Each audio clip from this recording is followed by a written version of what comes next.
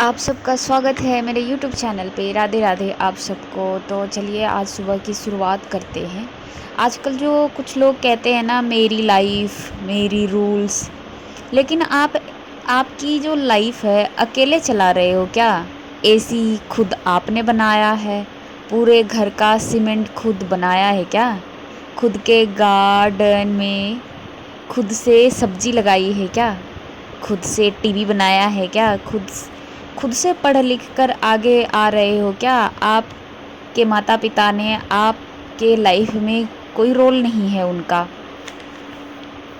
Social media तो ऐसी हो चुकी है कि ये अलग अलग बात आप जिम्मेदारी नहीं उठाना चाह रहे, ज़्यादा मौज मस्ती करना चाह रहे हैं आज के लोग। तो इसी पे हम आज बात करने वाले हैं।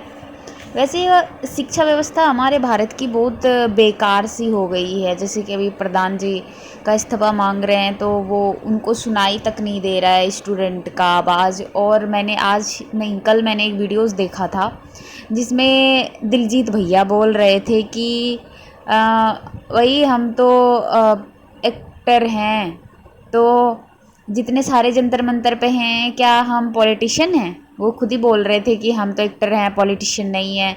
तो जंतर मंतर पे जितने सारे लोग हैं वो सारे पॉलिटिशियन हैं। मेरे को तो पता था इतने दिनों से कि मैं एक स्टूडेंट हूँ, बट मैंने जब वीडियो देखा तो मुझे लगा अरे यार हम तो पॉलिटिशियन बन चुके हैं। तो मेरे को मज़ा आ रहा था। तो यही सारी चीज़ें हैं कि मतलब क्या बकवास कर रहे हैं कि जो करोड़ों करोड़ों फॉलोअर्स हैं वो लोग बातें नहीं कर रहे हैं। करोड़ों करोड़ों रुपए हैं उन सब के पास, वो सब कुछ बात नहीं रख रहा है, वो बकवास बस बातें कर रहा है।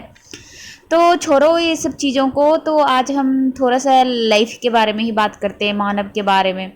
मानव का स्वभाव तय करेगा कि सरकार कैसी हो। सरकार हमारे देश में बहुत अच्छा तो नहीं है, बट हम कुछ बातें करना चाहते हैं। बुरा लगा तो कमेंट में बता दीजिएगा, अच्छा लगा तो भी कमेंट में बता दीजिएगा। अगर हम बहुत ज़्यादा जाहिल हैं, जंगली हैं, तो सरकार हमारे पीछे डंडे लेकर आना ही पड़ेगा। और हम बहुत ज़्यादा बेवकूफ़ हैं तो भाई सिविक सेंस हमारे अंदर नहीं है, तो सरकार को कोई ना कोई कदम उठाना पड़ता है। अगर हमारे सिविक सेंस वाले हैं, अच्छे लोग हैं, ईमानदारी से सब कुछ, तो सरकार कर सकती। मतलब सरकार सब कुछ थोड़ी ना कर सकता है, कुछ अपनी भी जिम्मेदारी होती है। अब मान लो बहुत सारी चीज़ ऐसे होते हैं जो खुद से करना होता है। आप नदी वदी का देख लो, कितना गंदा कर करके रख रहे हैं पब्लिक।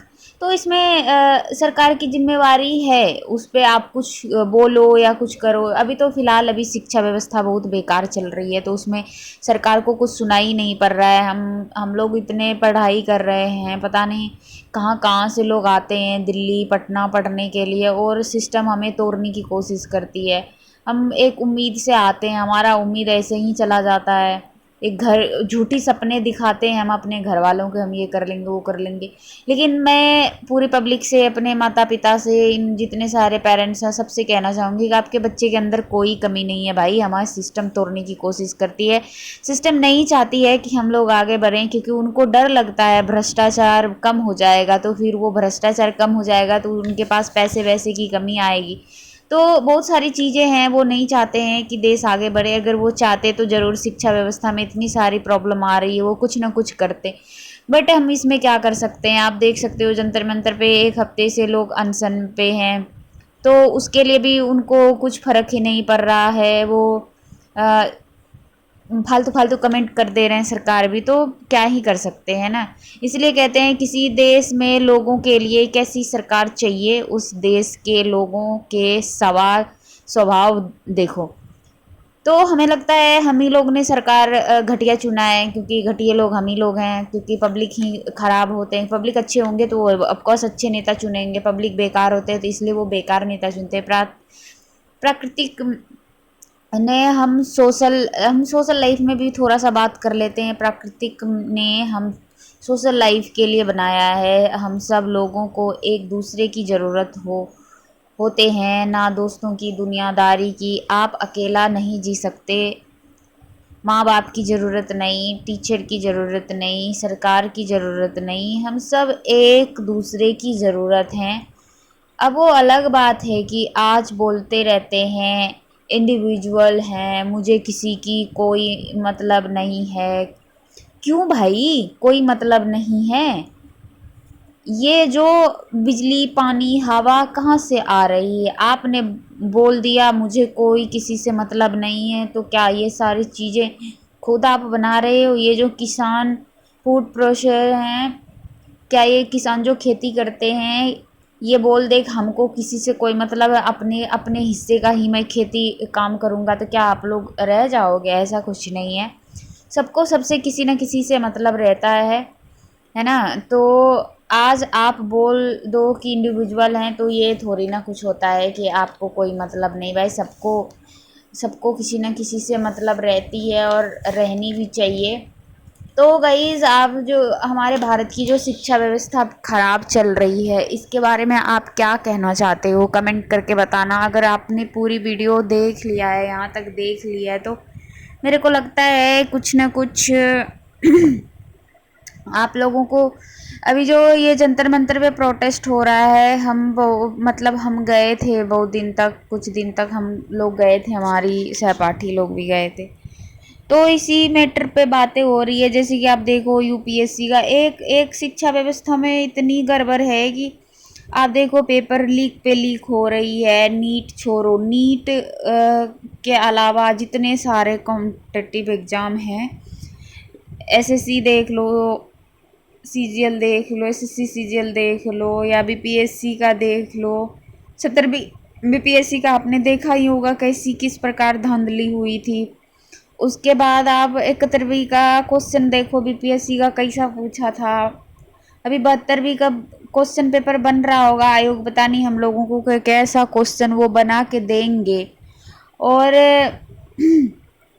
यूपीएससी देख लो, आउट ऑफ सिलेबस। भाई तुमने जो सिलेबस बनाया है, क्या उस सिलेबस का हम आरती दिखाएं? तुम लाखों अभ्यर्थी के साथ धोखेबाजी के काम कर रहे हो। हम तुमसे सवाल पूछना चाहते हैं, आपने जो सिलेबस में दिया है वो क्यों दिया है? आपने क्यों कहा है कि सी सेट का जो है वो 10वीं लेवल का पूछा जाएगा? हिंदी माध्यम के बच्चों के साथ कितनी सारी प्रॉब्लम होती है, ये सारी प्रॉब्लम कौन सुनेगा भाई? कौन कौन समझेगा? मतलब हमारे गार्जियन तो हमारे पीछे लाखों लाखों पैसे खर्च कर रहे हैं, और उसके बाद उसकी देखो, हम सब लो मिडिल क्लास फैमिली से आते हैं। मिडिल भी नहीं होता, हमारे घर वाले खेत बेचते हैं या किसी तरह अपना पेट काट के हम लोगों को बाहर भेजते हैं पढ़ने के लिए, और ये सरकार हमारे साथ खेल जो खेलती है। अब बताओ, अगर हम इस तरह से रहा तो हम घर वालों को कैसे मुंह दिखाएंगे? मतलब सोचो कि हमें क्या एक ही रास्ता छोड़ते हैं कि आप ख़त्म कर लो खुद को। आप बार बार पेपर लीक करा रहे हो, आप आउट ऑफ सिलेबस पूछ रहे हो। अब जो बच्चे सिलेबस से पढ़ के गया और आप आउट ऑफ सिलेबस पूछ रहे हो, वो बच्चे कैसे बनाएंगे भाई? कैसे? हमको तो मतलब समझ नहीं आ रहा है कि ये कौन से पढ़े लिखे व्यक्ति हैं जो पेपर बनाता है, क्वेश्चन पेपर। और ये कौन सा व्यक्ति है कि जो पेपर लीक कराता है? यार हम लोग सालों सालों मेहनत करते हैं। भाई तुम अगर नहीं पढ़ते हो, तुम्हें मन नहीं है पढ़ने का, तो तुम कोई बिजनेस बिजनेस देखो यार। दूसरे का क्यों फ्यूचर बर्बाद करते हो? तुम पेपर बेच रहे हो, मतलब तुम सोचो भगवान तुम्हारे लिए अभी से कितना गरम तेल करके रख रहेंगे।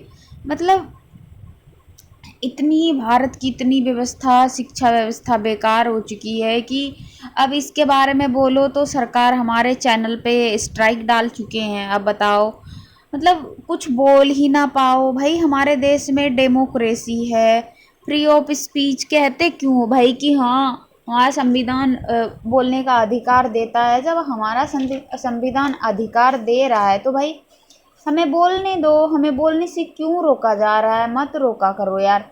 और इतनी भी क्या है कि इतना भी सरकार को हम जैसे बच्चों से डर लग रहा है, जो कि हम एक यूपीएससी अभ्यर्थी हैं। बताओ, मेरे चैनल पे जो इन्होंने स्ट्राइक डाल दिया है तो कितना बुरा लग रहा होगा, जो कि 2-3 हज़ार सब्सक्राइबर है, साला व्यूज़ वगैरह भी नहीं आता है।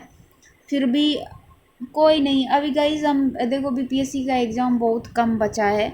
मेरे को तो डर लग रहा है, हम तो मन में सोच रहे हैं हम बीपीएससी का एग्ज़ाम दे या ना दे। पता नहीं क्या होगा क्या नहीं होगा। और समय भी बहुत कम है यार, घर वाले भी सोचते हैं, और घर वाले कितना हमारे पीछे खर्च करेंगे यार? बचपन से तो आज दिन तक खर्च करते आ रहे हैं, तो इस वजह